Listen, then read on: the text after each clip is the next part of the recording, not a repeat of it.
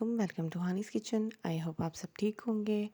आज मैं अपने किचन में बनाने जा रही हूँ मज़ेदार चॉकलेट बनाना ब्रेड, जो कि बहुत ही टेस्टी बनी थी और फट से ख़त्म हो गई थी। अमूमन हमारे यहाँ घर में क्या होता है कि बच्चे वैसे तो बनाना बहुत शौक से खाते हैं, लेकिन जब स्टार्ट में बनाना आते हैं तो वो फ्रेश होते हैं, तो बच्चे उनको बहुत शौक से खा लेते हैं। लेकिन अमूमन क्या होता है कि जब एंड के 3-4 बनाना रह जाते हैं, तो वो थोड़े से ब्लैक हो जाते हैं या सॉफ्ट हो जाते हैं, तो बच्चे खाने में बड़े नखरे करते हैं। तो मैंने उसका हल निकाला है कि मैं उनको बनाना ब्रेड बना देती हूँ, जिसको वो बहुत शौक से खा लेते हैं।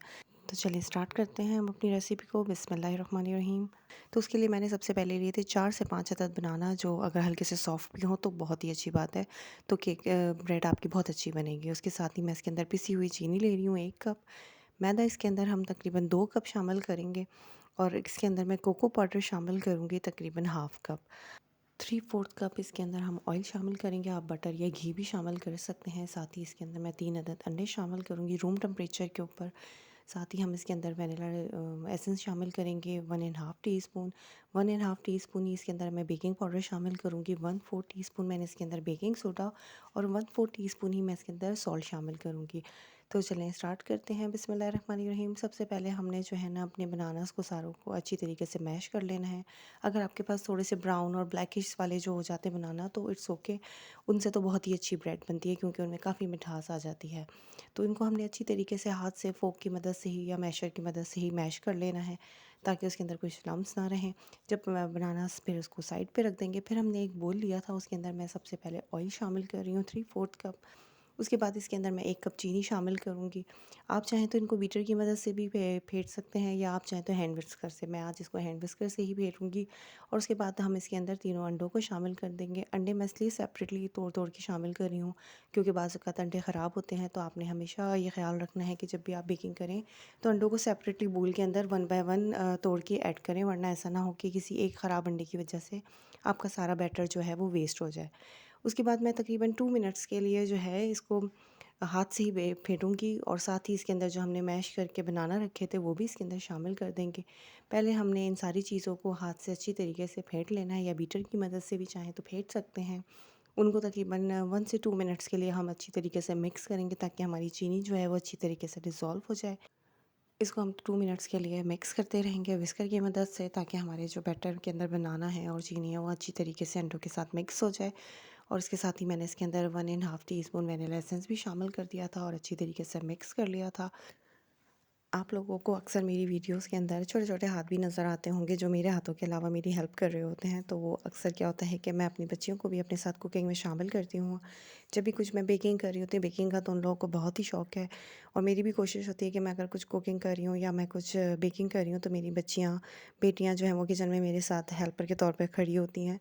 उससे ये होता है कि बच्चियों को भी अवेयरनेस होती है और उनके अंदर भी शौक पैदा होता है। तो आप जब भी बेकिंग या कुकिंग करें तो कोशिश करें कि अपनी बेटियों को अपने साथ ज़रूर किचन में रखें। उससे बच्चियों के अंदर बहुत अच्छा शौक भी पैदा होता है और वो शौक से जो है ना कुकिंग भी करती हैं और आपको भी हेल्प हो जाती है। उसके बाद हमने जो है ड्राई इंग्रेडिएंट ली थी, उनके अंदर मैदा, cocoa powder, baking soda, baking powder और नमक डालकर मैंने उनको अच्छी तरीके से छन्नी से छान लिया था और मिक्स कर लिया था, ताकि हमारा बेकिंग पाउडर और बेकिंग सोडा वगैरह जो है मैदा और कोको पाउडर में अच्छी तरीके से मिक्स हो जाए। उसके बाद हमने अंडों वाले बैटर के अंदर, बनाना वाले बैटर के अंदर जो है ग्रेजुअली इस ड्राई इंग्रेडिएंट को, मैदा और कोको पाउडर के बैटर को डालना है। तकरीबन 2 पार्ट के अंदर आप डाल के उसको मिक्स कर लें, ताकि वो एकदम से डल के भी मिक्स करना थोड़ा मुश्किल होता है, क्योंकि ये थोड़ा ब्रेड है तो थोड़ा सा थिक सा बैटर बनेगा। उसको मैंने 2 हिस्सों में मिक्स डालकर और विस्कर की मदद से आहिस्ता-आहिस्ता करके पहले मिक्स कर लिया था फ़ोल्ड करने की सूरत में, और उसके बाद उनको अच्छी तरीके से मिक्स कर लिया था। और मिक्स करने के बाद हम इसको बस हमारा ये बैटर बिल्कुल तैयार हो गया है। मैंने ओवन को प्रीहीट कर लिया था 15 मिनट पहले ही 180 डिग्री के ऊपर। आप चाहें तो इसको डेगची में भी बना सकते हैं, ताकि डेगची को भी आप पहले से प्रीहीट कर लें। मैंने वैसे बहुत कम डेगची के अंदर बनाया है, क्योंकि हमेशा से मेरे पास ओवन था, क्योंकि मैं जब यूनिवर्सिटी में थी मुझे तब से ही बेकिंग का बहुत शौक था और मैंने बहुत केक ख़राब किए हैं। क्योंकि जब भी मैं कोई केक बनाती थी और वो ख़राब हो जाता था, तो अम्मी मेरा 1 महीने के लिए बिल्कुल बंद कर देती थी कि नहीं, अब तुम किचन में नहीं जाओगी और तुमने अब केक नहीं बनाना, तुम बहुत चीज़ें ज़ाया करती हो। लेकिन वक्त के साथ साथ इंसान जब प्रैक्टिस करता है और चीज़ें बनाते रहता है, तो आपके परफेक्शन चीज़ में आती रहती है। तो अब अल्लाह का शुक्र है ना, मेरे केक ख़राब होते हैं, लेकिन मेरी अम्मी अब नहीं है। लेकिन मैं इन सब चीज़ों को बहुत याद करती हूँ और मिस करती हूँ।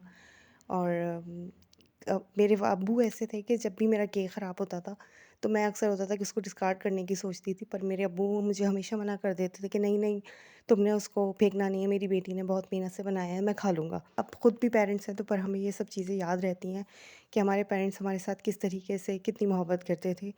तो आज हम अपने बच्चों के लिए ये सब कुछ करते हैं, तो मुझे अपने पेरेंट्स की वो सब बातें बहुत याद आती हैं। तो बस इसी तरह बातों के साथ वक़्त गुज़र जाता है। तो मैंने बस एक पैन ले लिया था लोफ़ वाला, उसको मैंने ग्रीस कर लिया था, फिर उसके बाद मैंने उसके अंदर बटर पेपर लगा के उसको भी ग्रीस कर लिया था। और जो बैटर हमने बना के रखा था, वो मैंने इसके अंदर फ़ोल्ड कर दिया था और उसके बाद मैंने इसको प्री हीटेड ओवन के अंदर 180 डिग्री के ऊपर तकरीबन 50 मिनट्स के लिए बेक कर लिया था। आप पहले 50 मिनट्स के लिए बेक करें और उसके बाद कोई भी स्टिक या नाइफ़ डालकर उसको चेक कर लें। अगर आपको लगे कि अभी उसमें थोड़ी-सी कसर है या हल्का-सा वो अभी है कुक होने के लिए, तो आप इसको 10 मिनट्स के लिए और मज़ीद बेक कर लें।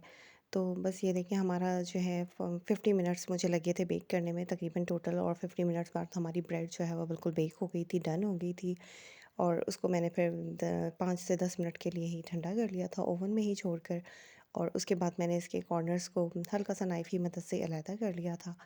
और उसके बाद मैंने इसको कटिंग कर लिया था। आप इसको बच्चों को शाम की चाय में बना के दें या सुबह के नाश्ते में बना कर दें, बच्चे बहुत शौक से खाएँगे। यकीन जानिए, मेरी बड़ी बेटी जो है वो बनाना नहीं खाती, उसको बहुत एलर्जी है, क्योंकि वो शुरू से बहुत वीक थी, तो मैं उसको बचपन में बहुत बनाना खिलाया करती थी हेल्दी करने के लिए। तो वो उसको बनाना से अब इतनी एलर्जी है कि वो बिल्कुल बनाना नहीं खाती। तो स्पेशली मैंने उसके लिए भी बनाया था, ताकि ये है कि किसी सूरत में तो वो बनाना खा ले। क्योंकि बच्चों की डाइट आपको पता है कि आजकल बच्चे कितना चूज़ी होते हैं खाने-पीने में। तो और अल्लाह का शुक्र है कि जब ये ब्रेड बनी तो बच्चों ने बहुत शौक से खाया, स्पेशली मेरी बड़ी बेटी ने।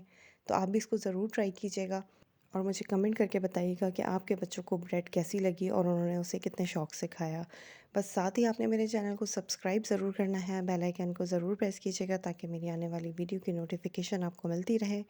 और मेरी वीडियो पसंद आई हो तो आप इसको लाइक और शेयर ज़रूर कीजिएगा और मुझे कमेंट करके बताइएगा कि आपको मेरी रेसिपी कैसी लगी। बस आप इसको फिर कटिंग कर लीजिए ठंडा होने के बाद पतले-पतले स्लाइसेस में, या आपको जिस तरह के भी स्लाइसेस पसंद हो। आप ये देखिए कितनी सॉफ्ट बनी है, बहुत ही अच्छी राइज़ हुई थी और बहुत ही अच्छी बनी है। आप इसको 1 दिन पहले शाम में बना लें ताकि आप ये कि बच्चों को मॉर्निंग में सुबह नाश्ते पे दे सकें, क्योंकि ये बहुत हेल्दी है। इसमें अंडे भी हैं, बनाना भी है, जो बच्चों के लिए बहुत ज़रूरी और हेल्दी हैं। चलें, अब मैं तो जा रही हूँ अपनी बनाना ब्रेड को ट्राई करने के लिए। तो मिलते हैं नेक्स्ट वीडियो में। अपना बहुत ज़्यादा ख़्याल रखिएगा। Thanks for watching. अल्लाह हाफ़िज़।